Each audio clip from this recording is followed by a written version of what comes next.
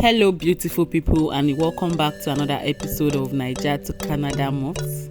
So, in this video, I'll be discussing a very important topic, which is how to get started with your Canada migration process, what you need to do first.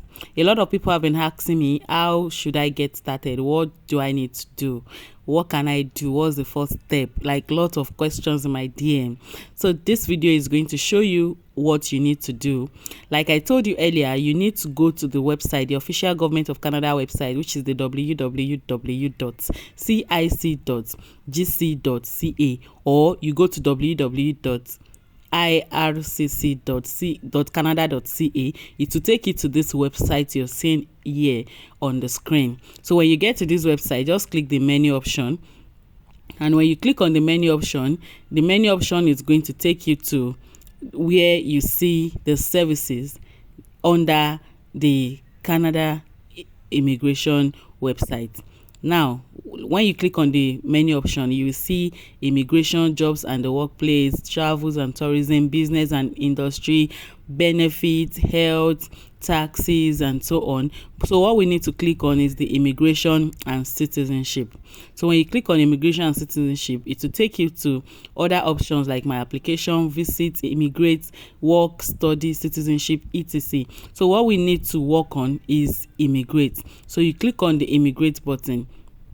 Then when you click on the immigrate button, it takes you to this page that you're seeing right here, which is the services and the information. So now you come under the services and information, and you see the different pathways, just like what I explained in the glance through video that I showed you. So you see the services and information. So when you click on the services and information, you will see express entry, you will see provincial nominee, you will see Atlantic immigration program, you will see family sponsorship, you will see the Quebec selected skilled worker, you will see caregiver. You see a lot and a lot more under the services and information. These are few among the many pathways that you can use to migrate to Canada. So this information right here will help you complete the form and guide you through how you can get started on this journey. So I told you guys something very important also, that express entry seems to be the most popular. Like, it's the most popular. If your nomination comes through an express entry, then you must apply through the online system.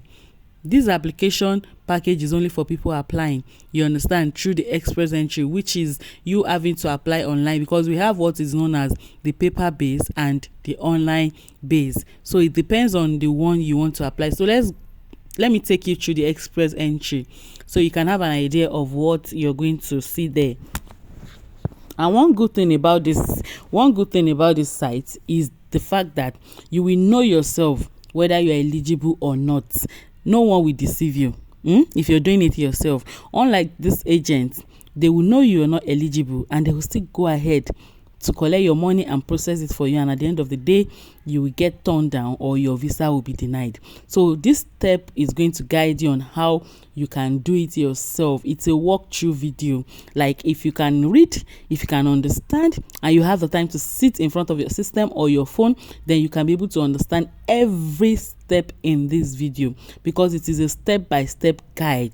So when you click on express entry, it's going to show you what documents you need, how to get started, how to know whether you're eligible or not. You understand? So you can know what you're doing. So under the express entry, as you can see how express entry works, application process and eligibility, including work experience, education and language skills for each program. Get the documents you need, language test results, in education assessment, job offer, police certificate, medical exams, proof of fund. Now submit your submit your express entry profile. Create your profile, what to do while you wait in pool and invitation to apply. Apply for permanent residency if you're invited. Then if your application is approved, interviews inside and outside Canada, crossing the border and settling in Canada. It's as simple as that. All these things I just said now, you guys can see it yourself, so you will know how to apply. And the first thing first, which is how express entry work, you click on it. Then once you click on it, it's going to take you to a fresh page. The network is kind of slow. Okay, now good. So now it brings you to this page. Express Entry is an online system that we use to manage immigration process applications from skilled worker. Now there are 3 major immigration programs managed through Express Entry. You could actually migrate through the Canadian Express class, which involves like those foreigners that are already in Canada, either through work permit or through studies visa or through one way or the other, and they want to change to permanent residence. They could actually use the Canadian experience class or federal skilled worker program. That means foreigners that are still in their country and want to come to Canada as a PR through their work experience. Now we have the federal skilled trade program. That's for foreigners that are in their home country and have an experience in some skilled trade that is recognized in Canada. You could migrate through that means also. You understand what I'm saying now? So you need to just know the one that you are eligible for. Like I told you, and I will keep telling you, that before you apply for any program, among all these programs I just mentioned, you yourself can know whether you're eligible or not before you even start the application. So no one would deny your visa, no one would dupe you, because you can see for yourself. Now the next step is find out if you're eligible, then check your score. There are 2 ways to find out if you're eligible for a program that is part of the Express Entry. Number 1 is answer a few questions to see if you meet the minimum requirements. The second one is to read the detailed requirement for each program. Then you could actually check your score. Let's say, for instance, the minimum point you need to have is 500 out of, let's say, 1,000 or 1,200. You could actually know whether you're eligible or not by going through the assessment grid that they have provided on their website for you to fill, which includes your job experience, your educational level, your age, in which you are, if you're below 30, you have an higher chance because your point will be higher. So after going through the assessment grade, you will see the total yourself. If your total is 300 or your total is 400 or your total is 200 out of 500 that you need to have, which is over 1,000, then you yourself will know you are not eligible. What you just need to do is to go to another program and check whether you're eligible for one program. But when it's not like village people, like my country people always say, are following you, hardly wouldn't you be eligible for 1 or 2 of their programs. Because even getting the jobs from your own country, some jobs require you to get an experienced job, while some jobs say offers whether you have an experience or not, or whether you have an education or not, they will pick you. You understand? So everything is by luck. So in one way or the other, you will be eligible for one program. So if you're not eligible for this program, do not be discouraged. Kindly leave this page, like the Express Entry page, and go to the next one, or go to the next one, and go to the next one. You will find one program that you are eligible for. I hope you understand what I'm saying now. Please kindly subscribe. Please subscribe to always get notified anytime we drop valuable content like this, because this is what this page is known for. We share Canada immigration, do it yourself Canada, UK immigration. We share jobs available for foreigners to apply from their home countries. We share remote jobs. We answer questions related to Canada migration. We give you tips on the cheapest, the fastest, and the easiest way to migrate out of your home country. So the next thing you need to do is to go back and check the next program, which is the provincial nominee program. Okay, so now the provincial nominee program, it's actually the best one. I love so much because of its simplicity. It's very, very easy and very straightforward. Actually, Express Entry is straightforward, but it takes a longer time for you to get your PR. If you know you are not really ready to migrate now, but you want to migrate maybe later next year, you can actually start your Express Entry process now. You never can tell. It takes 6 months, it takes 8 months, it takes a year. So now let's go to the provincial nominee program. Is actually it has to do with selected provinces. Now when I'm talking about provinces, some of you might be wondering, what is a province? A province is like states in Nigeria. Like in Nigeria, we have some states like Kogi State, Kwara State, Osun. We have Lagos, we have Port Harcourt, Rivers, Abuja, Calabar. Those are provinces in Canada. They call them provinces. Now there are some provinces that have